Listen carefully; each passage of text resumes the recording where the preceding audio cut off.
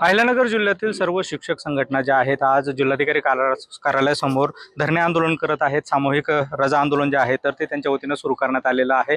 विविध प्रश्न आहेत शिक्षकांचे, त्यासाठी हे आंदोलन सुरू आहे. त्यांच्याकडनं थेट जाणून घेणार आहोत. सर, काय काय मुद्दे घेऊन आपण आज आंदोलन करतात?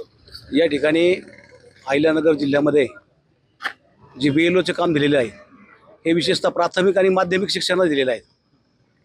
शाळा या ठिकाणी विद्यार्थी शिकवण्याचं काम करतात शिक्षक लोक, आणि शिक्षकांना शिकवण्याच्या पेक्षा बाह्यकामच जास्त दिले जातात.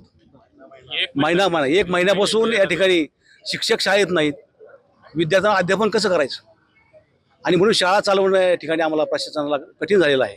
आणि BLO त्या ठिकाणी दुसऱ्या यंत्रणेकडे देण्यात यावं.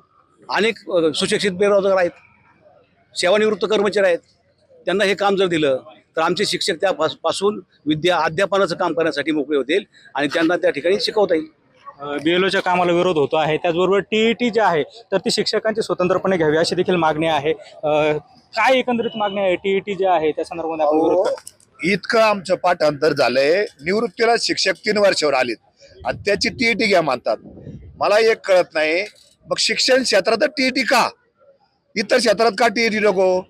मला काय म्हणायचं, आमदार खासदार यांचं डबल आमदार झाले, मंत्री झाले, TET घ्या ना, त्यांची तशी पात्रता परीक्षा घ्या. इतर क्षेत्रात घ्या, एखादा ISI अधिकारी असेल त्यांची परीक्षा घ्या ना, पण आम्हाला TET घ्यायचं कारण नाही. आमचं म्हणणं असं आहे, या TETला आम्ही विरोध करतो. शालाबाह्य काम आम्हाला शिकवण्याचं काम द्या. हे शालाबाह्य काम आमचे बंद करा आणि ही बोजगिरी बंद करा. आमची फक्त आम्हाला शाळेवर शिकवून आम्हाला या समाजात उद्याची पिढी निर्माण करायची, यांचं काम आम्हाला करू द्या, अशी आमची मागणी आहे. पुढची भूमिका नेमकं काय? आमची पुढची भूमिका आता राज्य मध्यवर्ती संघटना निश्चितपणे आजही आझाद मैदानावर तिथल्या 4 जिल्ह्यांचा मोर्चा आहे. शाळा बंद आंदोलन आहे. आपल्या जिल्ह्यात धरणे आंदोलन आणि सामूहिक रजा काढून जिल्हाभरातून अनेक शिक्षक या ठिकाणी आलेत. निश्चितपणे या ठिकाणी जर BLOवरील गुन्हे मागे घेतले नाही किंवा BLOच्या SIRच्या कामासंदर्भात जर भविष्यात शिक्षक वगळून जर दिले नाही तर निश्चितपणे BLOवर कामावर बहिष्कार टाकण्याची आमची संघटनेची मध्यवर्ती संघटनेची भूमिका राहील. एकूण जर बघितलं तर या शाळाबाह्य कामांवरती जे आहे कुठेतरी जे आहे या कामांवर बहिष्कार घालण्याचा धोरण जे आहे शिक्षकांनी घेतलंय. सुनील भोंगळे, ABP माझा, अहिल्यानगर.